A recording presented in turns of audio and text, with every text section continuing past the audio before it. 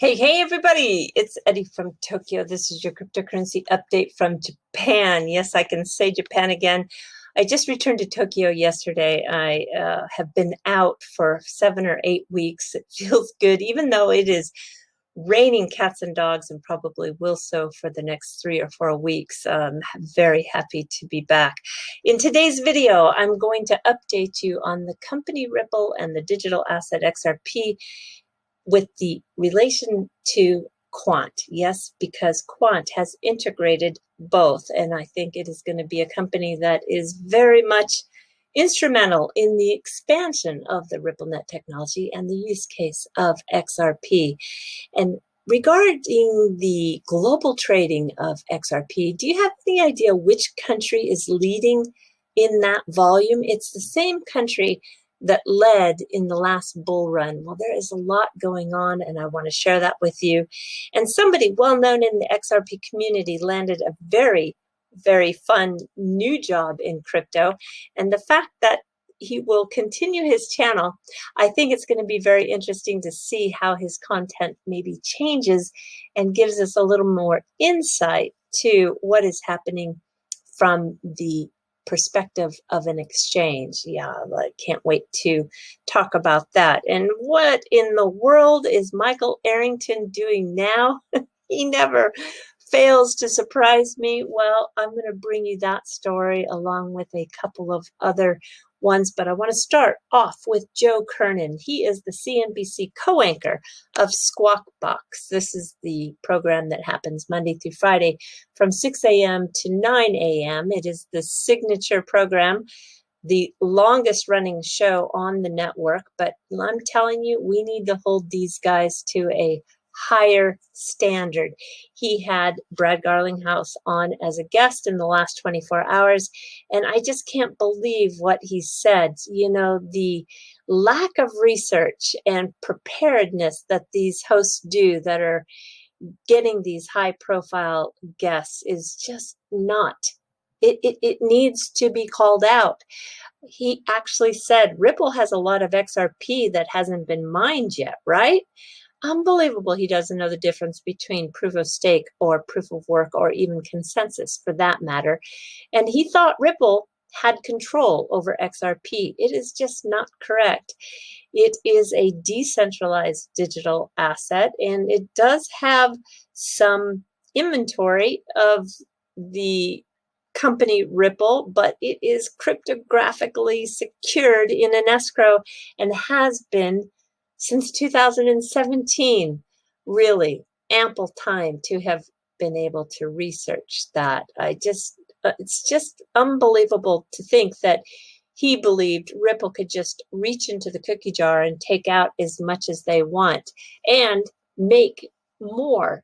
The total supply of XRP is capped, and it is not something that they can just go and make more of. And then the last of the three big errors, again, it's not only just coming from Joe Kernan, but it's from the entire CNBC platform. When you talk about the metrics of the digital asset or coin or token or whatever you want to call it, it is XRP, not Ripple. Well, I am happy to see that Brad did fix the graphic for them publicly on Twitter. I really hope they get it this time. Bank XRP has been bugging them for years, and they haven't either paid attention or they are just sloppy in their reporting. I can guarantee you there is one person who would never make that same mistake, and that's Julia Chatterley. She is the CNN anchor at First Move. She does her research, and you can tell by the quality of questions that she has, and also her facial expressions are priceless when she knows someone is trying to pull a fast one and doesn't answer in maybe the full light of truth. Yeah, I'm telling you, this is who they need to be looking up to and trying to achieve this quality of reporting. All right, there is QUANT, and QUANT is on the short list of another disruptor, and they've made the final three It is a list that's put together by Deloitte. They are an industry expert in crypto. They do audits, they do consulting, they do advisory work. They're in the trenches, and so they're not just reporting the news. And the fact that Quant is one of the three in the final category of financial services, it tells a lot. The winner will be announced on June 3rd, and it is something we really want to pay attention to because they are going to contribute to the use case of the digital asset XRP. I want you to listen to the CEO of Quant here for about a minute. He's in an interview on the channel of LCX. This is a regulated fintech company. They do trading, they do token offerings, they do tokenization. They're in Liechtenstein, and they're lucky because they're in a country that's very forward thinking and they have their legal clarity for crypto. So have a listen to this right here. And what we're doing is enabling the ability to have interoperability with the existing enterprise systems, with the blockchain systems. So we're complementing all the different blockchains, and we're complementing how they interoperate, how they work with the existing enterprise systems, and that allows anyone to have choice. You know, we're here to complement. If someone wants to use Ripple and XRP for a particular use case, through Overledger, we make it easy to do that. If someone wants to use DeFi protocols, you know, through Overledger, you're able to use DeFi safely, because it's very difficult for an enterprise system to go and use decentralized systems and decentralized networks, DeFi protocols easily. So we bridge that enterprise, you know, link from that enterprise legacy system to all the blockchain protocols and all the blockchain systems out there. So we love collaborating. That's kind of our, you know, connecting. There you go. There you have it. Yeah, that's why I like Quant. That's why I follow Quant. And let's hope that they do win that short list. All right, tomorrow I'm going to have a Ripple employee on the channel. That'll be Matt Hamilton. He'll be my guest. He is part of the Ripple X team, and he's going to tell us about the XRP Ledger Grants. This is a fund to boost development in the space. It would be very exciting to see all the projects that are going to be screened for this fund, because many of them will use the digital asset XRP, which is native to the ledger. And some of the use cases, yeah, maybe just use the ledger itself, but still that does add to the burn of XRP when there is a transaction. And so when that occurs, it reduces supply. So that's a real positive too, but no doubt there will be some that will use the digital asset. Now, there is one project, and it comes from Short the FOMO. He was on the channel just about a week and a half ago, and he's continually adding new features to his 3xrp.dev site. Here you see transactions of XRP going across the globe in real time among the exchanges. It is so fun. If you like Fiat Leak, I think you're going to enjoy his site as well. Here you can see, if you see a light blue, that's the exchange liquid. If you see orange, that's BitThumb. The deep lilac or purple is Upbit. Magenta, or the wine color, is Bybit. Bitflyer is a light blue. Bright yellow is Bitfinex. And white is Bitso and Bitstamp. It's so fun to see the real-time transactions. And if you scroll down a little bit on his site, you'll find that there is fiat liquidity. It's been really good today. It's been high. I mean, look at this. I was on this site yesterday, and this is just double of what the liquidity was showing yesterday. And you can see this is the exchanges that are moving XRP. Here's coins.ph to Binance, and then within each of those transfers, you can see the amount, you can see the address, It's very, very fun. And look at how fast the real-time fiat trades are happening. There's the Korean won.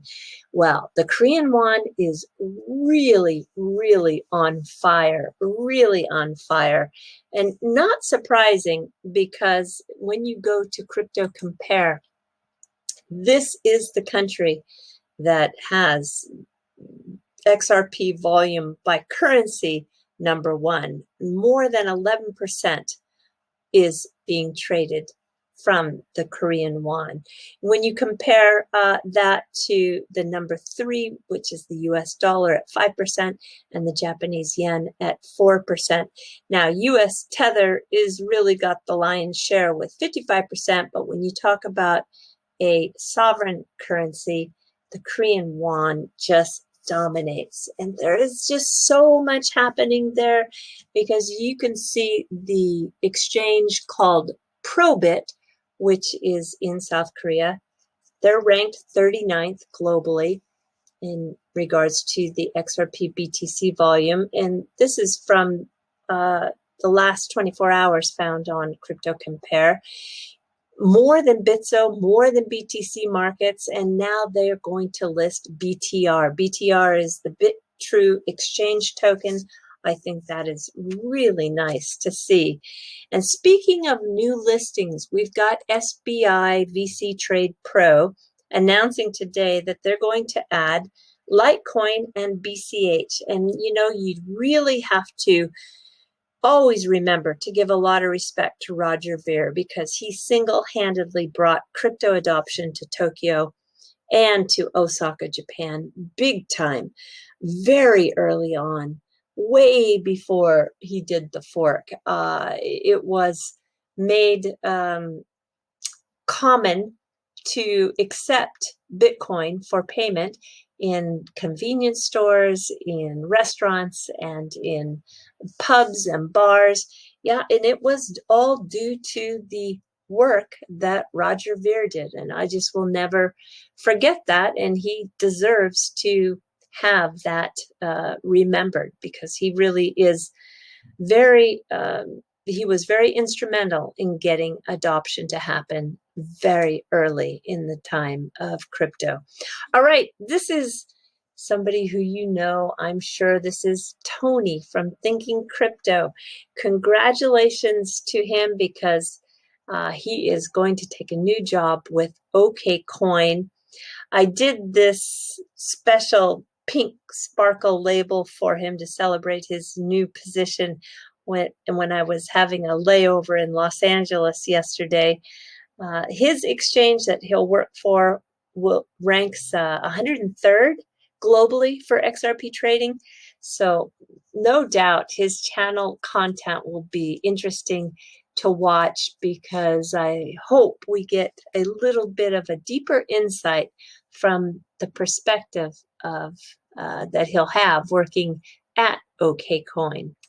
All right, everybody. Yo, Michael Arrington, what is he up to? Well, in looking into this world's first real estate NFT, I thought it was worth a share. It will be a combination of Michael Arrington's Kiev apartment, where the bidding is going to happen in an auction starting June 8th. The starting price is set at just $20,000. It'll be listed by Propy, and the apartment, located in the western part of the capital of Ukraine, is a studio with a full kitchen and full bathroom, but it has an NFT art piece that goes with it. Do you see how the artwork is on the wall of the studio? This will be also turned into an NFT, a non-fungible token, and it will be included in the sale. It's done by the famous graffiti artist Chiz. And if we take a look at studios in that part of Kiev, you can see that the prices go for anywhere from what, 95,000 to 145,000. So this starting price of 20,000 is quite something. I have no idea what it will finally settle on, but those that bid and the winner will then be able to enjoy this NFT. Here is the artist and its website where it has a few NFTs he's created. Let me just show you this one, which is really beautiful. It's being offered for the 0.777 Ethereum, which is just a little over $2,000. It's really stunning, isn't it? So the winner of the auction will get not only the studio apartment, but will also receive a very collectible NFT. The artist is well known in Ukraine and does a lot of graffiti work. All right, everybody, we are jumping to the fluff, and I'm going to tell you about a very interesting find that occurred in Antarctica. This is at the Showa Research Station. It has about 60 people, well, sometimes ranging 40 to 60 people who live there and do their research. What a wild place to be stationed with a daily average temperature of minus 10 degrees Celsius or 13 degrees Fahrenheit. And it can get really, really cold, like minus 45 degrees Celsius. And in June, there are really 0 hours of sunlight. This is a picture from just a couple of days ago, and it's getting to the very end of the time where they'll see any sun at all. This outpost was established in 1951, and they're doing a lot of important work, of course, but I think they're eating quite well too. This is a meal that was uploaded on their Twitter site from the 25th. It looks really, really yummy, actually. You've got fish and bread with maybe some egg salad here, and this looks like meat and potatoes. This is miso soup. This, I think, is rolled egg omelet. Yeah, I'm pretty sure that's what that is. And some white rice, of course, of course. So what I want to tell you is that they found, let me just explain, I forgot to explain, what they found buried in the snow for more than 50 years was a pack of food, which included a Coca-Cola can. Look at that. This is an old Coca-Cola can. And Coca-Cola is really interesting here because they launch so many products to test. It's one of their testing grounds for new products. This, for example, is something that they tested where you can buy an umbrella at their vending machine. Well, I think for June, this is probably very, very useful. But also, too, let me show you something that was launched a couple of Christmases ago. This is a bottle of, or a can, a plastic pet bottle of Coke that had a peel back ribbon, and then you just pull on the string here, and voila, you have a bow. And it was in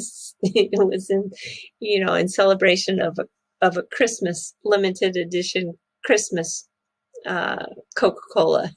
I don't think you could do this now because it wouldn't be considered eco-friendly, but this is just some of the really crazy things that are tested here in Japan. And for the Olympics, this is another one of the Coca-Cola really fun vending machines. It's called the volleyball vending machine. Let me show you how this works. I'm going to play the video for you so you can see. This guy's going to jump up and like a volleyball blocker. If you can press the button, you can get your Coke. Very, very fun. Very fun marketing for the Olympics, which I'm not sure still are actually going to happen. More than 80% of the people of Japan want to cancel the Olympics, but the the IOC is really pushing the governor to continue. So we'll have to wait and see what the outcome is. But if I had to guess, I don't think they're going to happen. But we'll see. All right, everybody, do take care. Sayonara for now. Bye-bye.